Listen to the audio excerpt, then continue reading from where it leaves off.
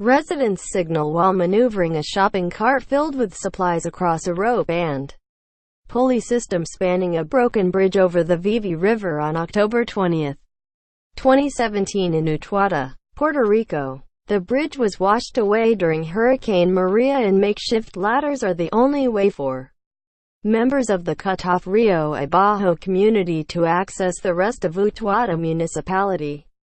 There were only a few minutes left before baggage carousel No. 4 jolted to life at John F. Kennedy International Airport, soon to be ringed with people coming from Puerto Rico on one-way tickets they never would have bought if not for the hurricane.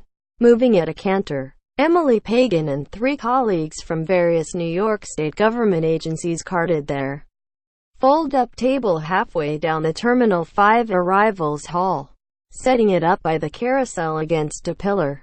They had volunteered to help orient the latest batch of the tens of thousands of Puerto Ricans that New York officials estimate will flee from the lingering devastation wrought a month ago by Hurricane Maria. Many are expected to stay for months, or years, and some forever, in a largely reluctant wave of migration abetted by the spare mattresses and couches of the 1 million Puerto Ricans who already call the New York area home.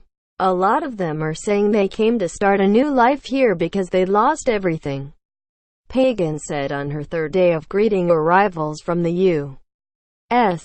territory, where the power grid and water supply remain in disarray.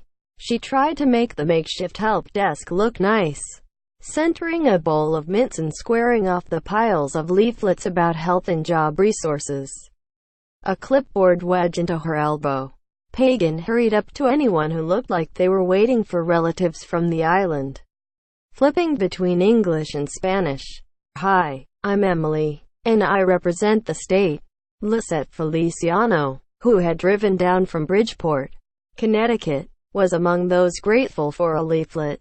Then bags began thudding onto the carousel and the automatic doors slid open to admit her 10-year-old nephew, sporting an Incredible Hulk t-shirt, alongside her youngest sister, Madeline Feliciano. The nephew, Carlos, grinned as he was nuzzled by his aunt.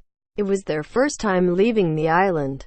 They never expected an airplane cabin would be so cold, he said, shivering. "I'm so," his mother said, looking daunted. Many Puerto Rican families are divided between those who prefer the island's warmth and those who cannot understand why one would not move to the mainland's hustle, as Lisette did 7 years ago. But the storm put those disagreements on hold. 4 days. No running water, Madeline said of their hometown.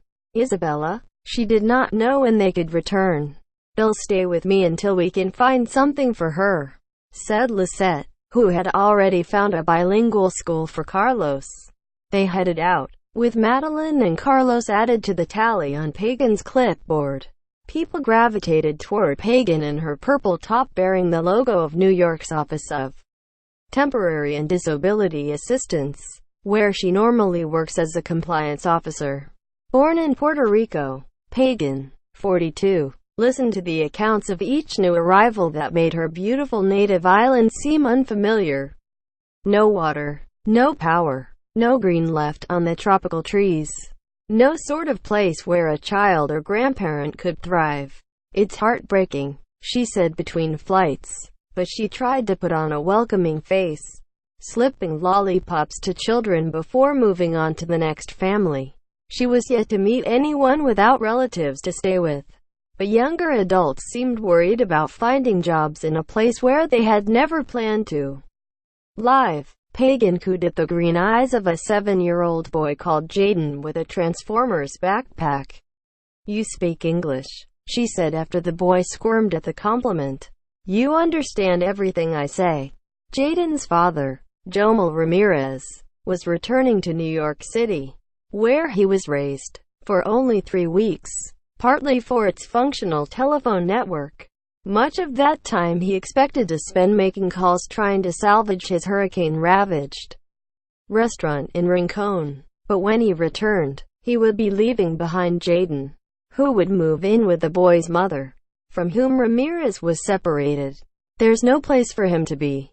No school. Ramirez said, "It's a situation I wouldn't give to my own worst enemy." Genoveva Mendez, 48, watched the carousel from her wheelchair. She had been undergoing physical therapy 3 times a week following a stroke.